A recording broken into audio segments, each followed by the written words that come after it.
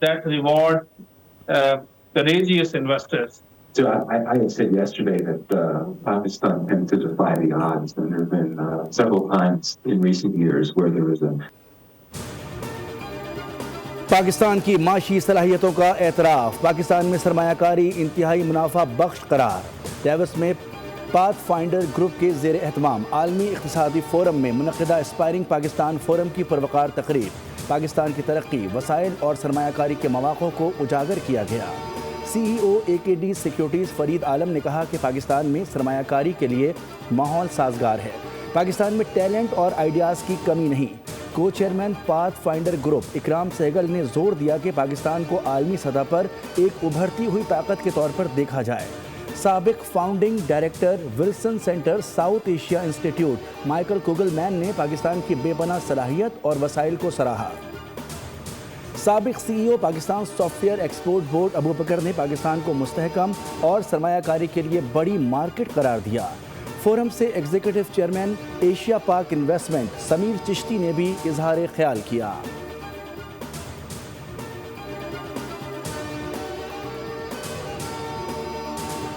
Our goal is simple, to promote Pakistan and investment in Pakistan. Pakistan की अभी image जो है लास्ट 1-2 साल से बहुत बढ़ गई है। पाकिस्तान का टेक ऑफ है, जो पाकिस्तान का इकोनॉमिक टेक ऑफ है, जो पाकिस्तान का डिप्लोमेटिक टेक ऑफ है, उसको उन्होंने बहुत वाज़ेह तौर पर इंटरनेशनल मीडिया के सामने डावोस में यहाँ पर उजागर किया। डावोस में आलमी इक़्तिसादी फ़ोरम शुरका ने तकरीब को पाकिस्तान की माशी तरक्की के लिए अहम करार दिया। Chairman path finder Zarar Sehgal ने बोल न्यूज़ से गुफ्तगू की, कहा कि हम पाकिस्तान की तरक्की चाहते हैं, ख्वाहिशमंद हैं मुल्क में ज़्यादा से ज़्यादा सरमायाकारी आए। Senior vice chairperson MITE Huma Waqai ने भी पाकिस्तान के माशी अशारिये मुस्बत करार दिए और वज़ीर आज़म समेत कौमी क़यादत की कारकर्दगी को सराहा। VRG कंपनी के CEO सलमान अली बोले, आज पाकिस्तान दुनिया के लिए इंतहाई अहम मुल्क बन चुका है। ओजी ग्रुप के चेयरमैन उस्मान शेख ने कहा कि पाकिस्तान की तरक्की में निजी शोबे का इंतहाई अहम किरदार है। स्विच कंपनी के नौजवान चेयरमैन हुसैन शाह ने पहली बार आलमी फोरम पर पाकिस्तान की नुमाइंदगी की, कहा हमारी कंपनी एक पेमेंट प्लेटफॉर्म है, हम वज़ीर आज़म के कैशलेस विजन पर काम कर रहे हैं।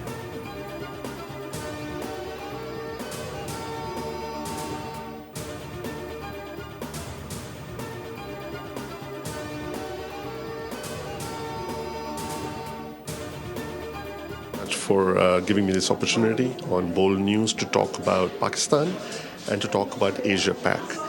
Asia Pac is a private investment firm. We have been investing in Pakistan for 10 years. Over the last 10 years, we have acquired 10 different companies, and over the 10 years, we have invested in them. We have created jobs, we have created a profit growth, and we have paid a lot of taxes to the government of Pakistan. Asia पाक investment के executive chairman Sameer Chishti Pakistan में सरमायाकारी के लिए पुरअज़्म। बोल news से खुसूसी गुफ्तगू में बोले, एशिया पाक गुज़िश्ता 10 बरसों से पाकिस्तान में सरमायाकारी कर रही है और इस दौरान तजुर्बा गैर मामूली तौर पर शानदार रहा है। एशिया पाक पाकिस्तान में सरमायाकारी पर बुलिश नहीं, मैक्सिमम बुलिश सोच रखती है। उन्होंने सियासी और अस्करी क़यादत का शुक्रिया अदा किया कि उनकी काविशों ने सरमायाकारों के लिए माहौल साजगार बनाया। समीर चिश्ती ने पाकिस्तान को दुनिया के मिडिल पावर करार दिया। बोले, पाकिस्तान वाहिद मुल्क है जिसने अमेरिका और चीन दोनों से बेहतरीन ताल्लुकात कायम किए।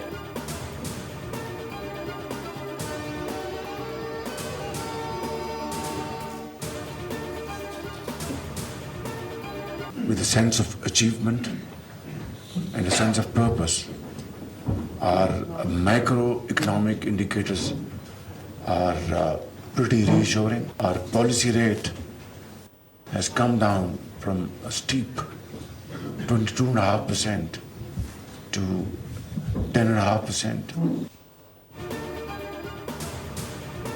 मुल्क की मईशत की बेहतरी और बैनुल-अक़वामी सरमायाकारों का एतमाद बहाल करने का मिशन, वज़ीर आज़म शहबाज शरीफ इन एक्शन। पाकिस्तान इस्तेहकाम से तेज़ रफ्तार तरक्की की जानिब बढ़ रहा है। वज़ीर आज़म की गैर मुल्की सरमायाकारों को यकीन दहानी। वर्ल्ड इकनॉमिक फोरम के 56वें सालाना इजलास में शिरकत के लिए वज़ीर आज़म डेवस में मौजूद हैं। پاکستانی کمیونٹی کی جانب سے وزیر اعظم شہباز شریف کے لیے ناشتے کا اہتمام۔ ایشیا پاک کے ایگزیکٹو چیئرمین سمیر چشتی کی بھی ناشتے میں شرکت۔ وزیر اعظم ورلڈ اکنامک فورم کے مختلف سیشنز میں شرکت کر رہے ہیں۔ اجلاس کے موقع پر مختلف عالمی رہنماؤں سے ملاقاتیں بھی متوقع ہیں۔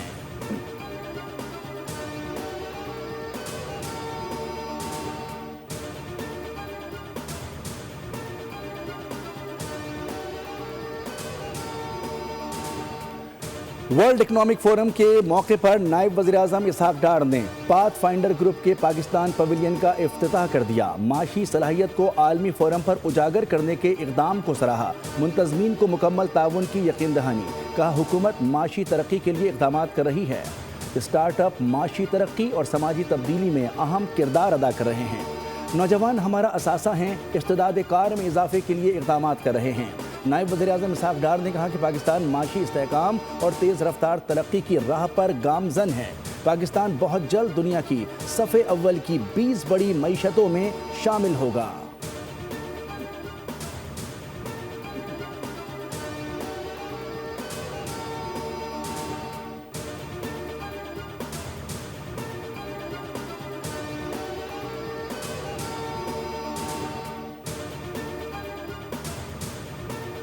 پاکستان نے غزہ میں پائیدار امن کے لیے قیام کے لیے ٹرمپ کے بورڈ آف پیس میں شمولیت کی دعوت قبول کر لی۔ شمولیت کی دعوت امریکی صدر نے وزیر اعظم شہباز شریف کو دی، جس کو انہوں نے قبول کیا۔ دفتر خارجہ کی جانب سے جاری اعلامیے میں کہا گیا ہے کہ پاکستان کو امید ہے کہ اس فریم ورک کے قیام سے مستقل جنگ بندی کے نفاذ، فلسطینی عوام کے لیے انسانی امداد میں نمایاں اضافے اور غزہ کی تعمیر نو کے لیے عملی اقدامات ممکن ہوں گے۔ پاکستان سمیت دیگر اسلامی ممالک نے غزہ بورڈ آف پیس میں شمولیت سے متعلق مشترکہ اعلامیہ جاری کر دیا، جس میں 8 اسلامی ممالک کی جانب سے صدر ٹرمپ کی جانب سے غزہ بورڈ آف پیس میں شمولیت کی دعوت کا خیر مقدم کیا گیا ہے۔ کچھ اور نہیں، بس گرین لینڈ چاہتا ہوں۔ نیٹو کے پاس 2 آپشن ہیں، ہاں یا نہ۔ ہاں کریں گے تو خوشی ہوگی اور اگر نہ کریں گے تو یاد رہے گا۔ دنیا اور امریکہ کی سیکیورٹی کے لیے گرین لینڈ حاصل کرنا ضروری ہے۔ امریکی صدر ڈونلڈ ٹرمپ کا عالمی اقتصادی فورم سے خطاب۔ کہا کہ ہمارے پاس جنگ عظیم دوم کے بحری بیڑوں کے مقابلے میں 100 گنا مضبوط بیڑے ہیں۔ کئی سال یورپ کی مدد کی اور بدلے میں کچھ نہیں ملا۔ نیٹو کے لیے جو کچھ کیا اس کے بدلے گرین لینڈ مانگنا معمولی سی بات ہے۔ پاک بھارت جنگ بندی کا پھر ذکر کیا۔ کہا میں نے پاکستان اور بھارت کے درمیان جنگ رکوائی۔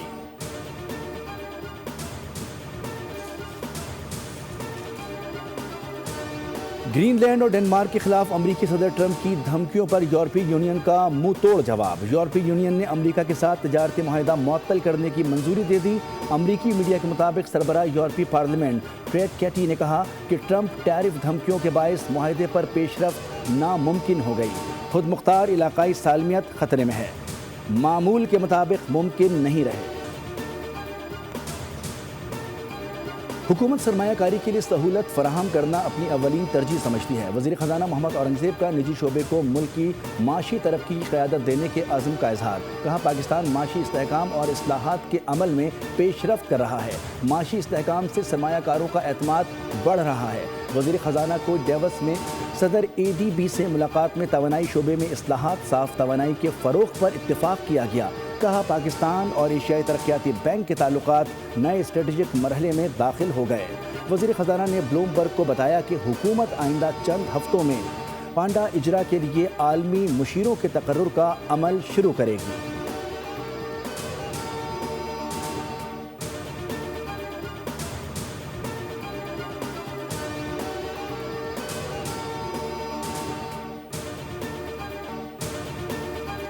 گل پلازا میں ریسکیو آپریشن کے دوران ایک ہی دکان سے مزید 30 لاشیں ملی ہیں۔ DC جنوبی جاوید کھوسو کے مطابق لاشیں میزنائن فلور میں کراکری کی دکان سے سوختہ حالت میں ملی ہیں۔ جاں بحق افراد کی تعداد 61 ہو گئی۔ Police surgeon doctor Sumaiya Tariq کے مطابق دوپہر تک 31 لاشوں کی تصدیق کی گئی۔ آج مزید 7 لاشوں کی DNA کے ذریعے شناخت کی گئی، تعداد 15 ہو گئی۔ ایک دکان سے ملنے والی باقیات 20 سے زائد افراد کی لگ رہی ہیں۔ فورنزک کے بعد ہی تعداد کا علم ہوگا کہ کتنے انسانوں کی باقیات ہیں۔ فائر بریگیڈ حکام کا کہنا ہے کہ آپریشن 70% مکمل کر دیا گیا ہے۔ SBCA حکام نے رمپا پلازا کو غیر محفوظ قرار دیتے ہوئے سیل کر دیا۔ انتظامیہ اور دکان مالکان کو نوٹس جاری۔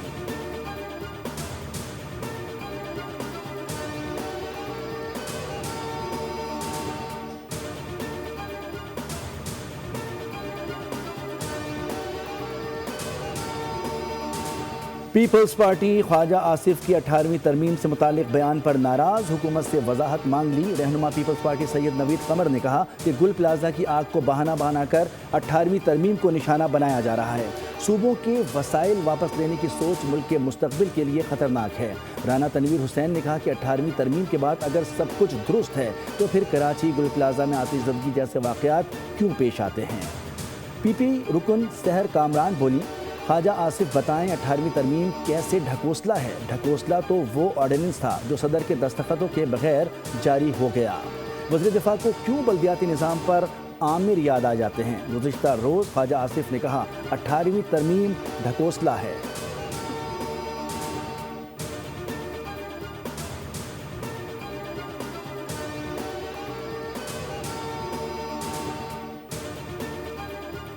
کراچی گل پلازہ کی آتش زدگی میں تخریب کاری کا شبہ، بم ڈسپوزل اسکواڈ کی جانب سے عمارت کا مختصر جائزہ لیا گیا۔ بی ڈی ایس نے مختلف حصوں سے نمونے بھی حاصل کیے۔ حاصل کردہ نمونے فورنزک کے لیے لیبارٹری بھجوائے جائیں گے۔ ٹیم کے مطابق بظاہر عمارت میں کسی تخریب کاری کے شواہد نہیں ملے۔ حتمی رپورٹ فورنزک لیبارٹری سے رپورٹ آنے کے بعد دی جائے گی۔ کمشنر کراچی کا کہنا ہے کہ سانحہ گل پلازہ میں جانی و مالی نقصان بہت زیادہ ہوا ہے۔ واقعے کی انکوائری رپورٹ حکومت کے سامنے رکھیں گے۔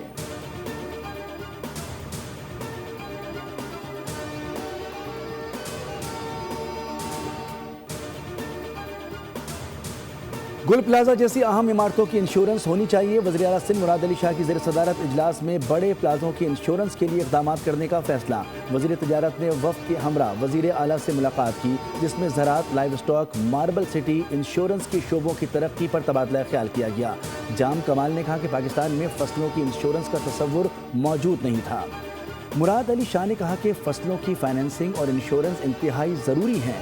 سندھ حکومت زرعی صنعت کے فروغ کے لیے کام کر رہی ہے۔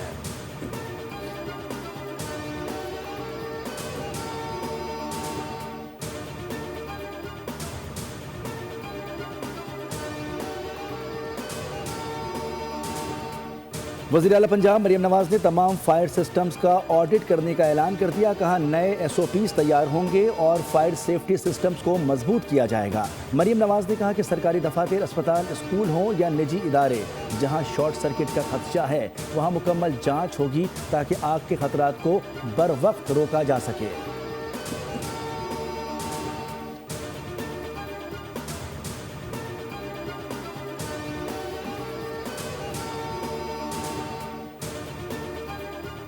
موسم بارش اور برف باری کا امکان ہے۔ مری میں اگلے 2 روز تک شدید برف باری کا امکان ہے۔ 18 انچ سے زائد برف باری کی پیشگوئی کے بعد متعلقہ اداروں کو ہائی الرٹ کر دیا گیا۔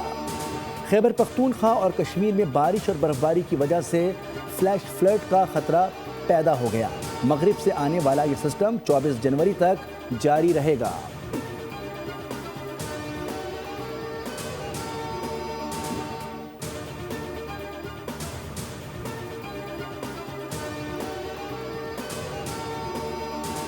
صنعتی پالیسی کا اعلان آئی ایم ایف کی منظوری کے بعد کیا جائے گا۔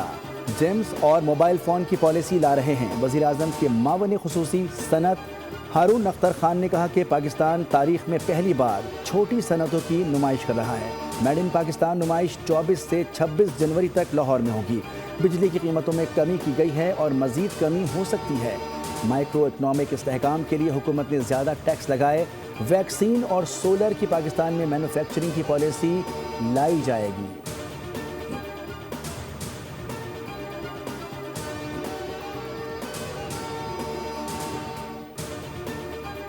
فی تولہ سونے کی قیمت تاریخ میں پہلی بار 5 لاکھ روپے سے تجاوز کر گئی۔ 12,700 روپے اضافے سے فی تولہ سونے کی قیمت میں 5,06,362 روپے کی تاریخی سطح پر پہنچ گئی۔ چاندی 64 روپے بڑھ کر 9,933 روپے کی ریکارڈ سطح پر پہنچ گئی۔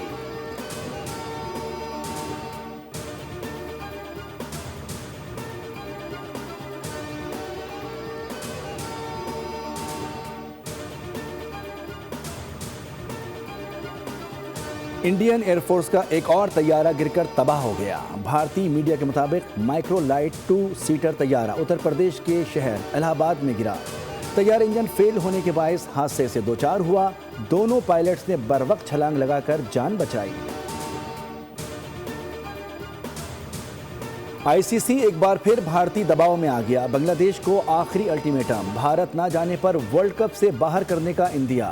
کرکٹ ویب سائٹ کے مطابق کھیل کی عالمی گورننگ باڈی نے BCB سے کہا ہے کہ وہ بنگلہ دیش کی حکومت کو مطلع کرے کہ اگر بنگلہ دیش بھارت نہیں جاتا تو اس کی جگہ دوسری ٹیم لے جائی جائے. ICC کے الٹیمیٹم کے بعد بنگلہ دیشی حکومت نے بھی رد عمل دے دیا. بنگلہ دیشی میڈیا کے مطابق حکومت نے موقف اختیار کیا ہے کہ بھارت جانے کا سوال ہی پیدا نہیں ہوتا. ICC دوسری ٹیم کو ایونٹ میں شامل کرنے کی خواہش مند ہے تو کوئی اعتراض نہیں, ہمارے بغیر ہی ورلڈ کپ کرا لیا جائے. پاکستان سپر لیگ کی نئی ٹیم سیالکوٹ فرنچائز کا مکمل نام سامنے آ گیا. ٹیم کو سیالکوٹ اسٹیلینز کے نام سے متعارف کرایا گیا ہے. سیالکوٹ اسٹیلینز PSL کے 11ویں ایڈیشن میں ان ایکشن ہوں گے. PSL کی دوسری نئی ٹیم حیدرآباد کی جانب سے ٹیم کا حتمی نام سامنے آنا باقی ہے. PSL 11 کا آغاز 26 مارچ سے ہوگا.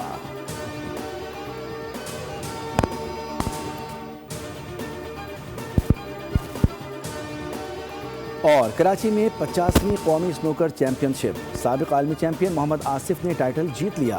محمد آصف نے فائنل میں پنجاب کے رانا عرفان کو شکست دی. محمد آصف نے بیسٹ آف 11 فریمز کے میچ میں 6-3 سے فتح حاصل کی.